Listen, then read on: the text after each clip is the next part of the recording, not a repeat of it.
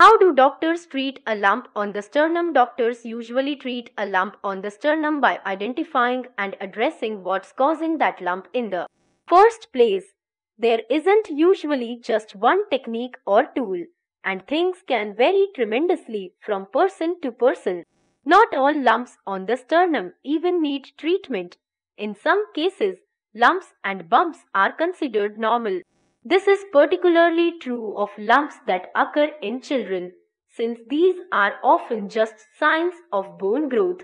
People who have been in accidents or suffered trauma to the sternum might also see lumps that are a normal part of the healing process. Getting an accurate diagnosis is usually the most important part of the equation, since things like hernias, cysts, and tumors usually do need treatment. Simple draining procedures and pharmaceutical interventions might solve the problem, though in some cases surgery may also be necessary. Identifying the cause, figuring out why the lump is there in the first place, is usually the first thing a doctor will do. The sternum, which is also sometimes known as the breastbone, is a flat, long bone that runs down the center of the rib cage. It's usually pretty easy to feel and sometimes even see since it sits just below the skin in most people. Lumps are often pretty obvious as a consequence and can be quite worrisome. How a doctor chooses to treat the lump usually depends on what's causing it, though, and there are a lot of possibilities.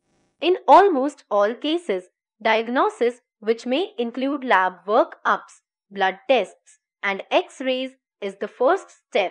The results will usually give rise to a more detailed and patient-specific treatment plan. When lumps are normal, not all lumps are problematic, and as such treatment isn't always necessary. Protrusion of a small bone known as the xiphoid process is the most common cause.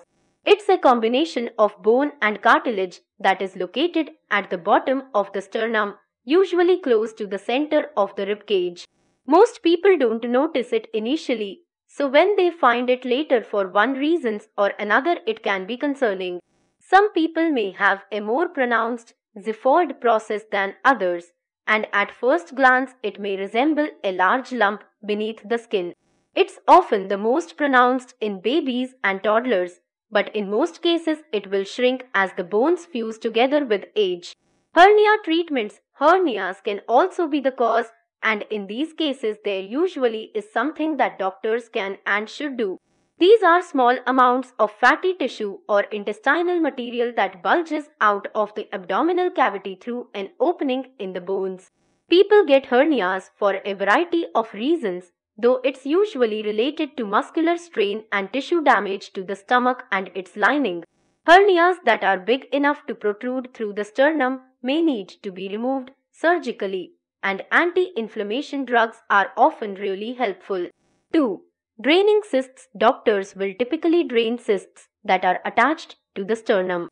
Cysts are fluid-filled sacs that form because of chemical imbalances or hormonal shifts.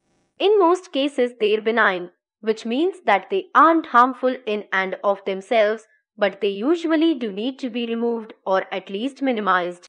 There are a couple of different ways to drain or shrink a cyst, but inserting a large needle through the skin is usually the most common. The procedure can usually be done without anesthesia, often in the doctor's office. Removing or shrinking tumors. Tumors can also cause a lump on the sternum. In most cases, these lumps are non-cancerous and they can be caused by a variety of issues. Cancerous lumps are usually pretty rare on this particular bone. When they happen, it's usually a result of cancer that has actually originated elsewhere but has spread. Breast and lung cancer are some of the most common possibilities. When cancer is the cause, the tumor is usually surgically removed, and additional treatments like chemotherapy and radiation may also be necessary. Regular monitoring. Although most lumps will turn out to be normal or not life-threatening, it is still a good idea for any mass to be checked out by a doctor. The doctor will be able to determine if the lump is the xiphoid process or if it is